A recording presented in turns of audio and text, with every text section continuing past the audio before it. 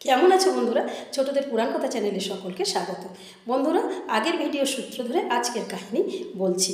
কাম্যক বন থেকে তো শ্রীকৃষ্ণ পঞ্চপাণ্ডব এবং দ্রৌপদীকে নিয়ে অজ্ঞাতবাসের স্থান নির্বাচনের জন্য এগিয়ে চললেন। এইভাবে দুদিন পার হয়ে গেছে। তারা গিয়ে পৌঁছালেন কাম্যক সরোবরের কাছে।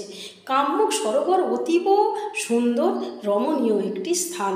সেই সরোবরের চারপাশে বিভিন্ন ফুল ফলের গাছ ভর্তি। বিভিন্ন ফুল থেকে সৌরভ বেরোচ্ছে, বিভিন্ন রসালো ফল ঝুলছে। ভ্রমরের গুঞ্জন, পাখির কুজনে জায়গা মুখরিত হয়ে আছে। এই স্থানটি পঞ্চপাণ্ডবের খুব পছন্দ হলো। যুধিষ্ঠির শ্রীকৃষ্ণকে বললেন যে এখানে আমরা কয়েকদিন থাকতে চাই। কৃষ্ণ বললেন বেশ তো, এই সরোবরের ধারেই তোমরা থাকো। কৃষ্ণ বললেন এই সরোবরের জলে তোমরা স্নান করো, তোমাদের তীর্থ ভ্রমণের সমান পূর্ণ হবে। সবাই মিলে সেই কাম্য সরোবরে স্নানও করলেন। ওই সরোবরের তীরে ঘুরতে ঘুরতে দ্রৌপদীর মনে হলো যে সাবিত্রীকে মহাসতী বলছে, আমিও তো মহাসতী। আমার মতো বড় সতী তো এই ত্রিভুবনে নেই, কারণ আমি রাজবধূ এবং রাজকন্যা, অথচ আমি স্বামীর সঙ্গে বনবাসে ঘুরছি। আমার মতো মহাসতী কেউ নেই, মুনি ঋষিরাও আমার কত প্রশংসা করে।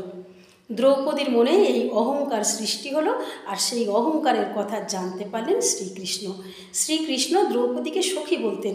তিনি চাননি তার সখীর মনে অহংকার উৎপাদিত হোক। তিনি চাইলেন যে তার সখীকে এই অহংকার থেকে মুক্ত করতে হবে। তাই তিনি কৌশল অবলম্বন করলেন দ্রৌপদীর সেই অহংকার চূর্ণ করার জন্য। বন্ধুরা, আজকের এই পর্যন্ত। পরের দিন বলবো দ্রৌপদীর অহংকার চূর্ণের কথা। আর আজকের কাহিনীটুকু কেমন লাগলো তোমরা লাইক কমেন্টস করে দিও। যারা এখনও আমার চ্যানেলটিকে সাবস্ক্রাইব করোনি তারা আমার চ্যানেলটিকে সাবস্ক্রাইব করে দিও।